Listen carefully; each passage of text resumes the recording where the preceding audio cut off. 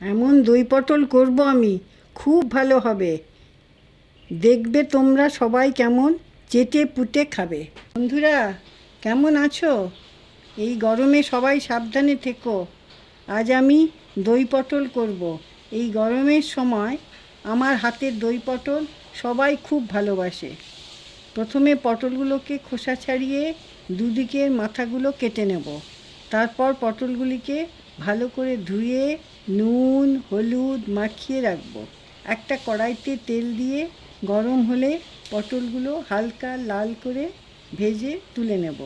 আগে থেকে একটা বাটিতে দই নিয়ে দইয়ের মধ্যে পরিমাণ মতন আদা বাটার রস, নুন, হলুদ, অল্প চিনি, লঙ্কা গুঁড়ো সব মশলা ভালোভাবে ফেটিয়ে নিতে হবে।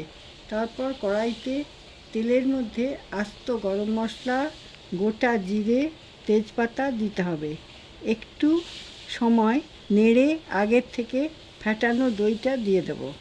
তেলে ভাজা পটলগুলো দিয়ে অল্প জল দিয়ে ফুটিয়ে নেব। তারপর বাটিতে ঢেলে গরম গরম পরিবেশন করলাম। দই পটল ভাত কিংবা রুটি দুটোর সঙ্গেই খেতে পারো।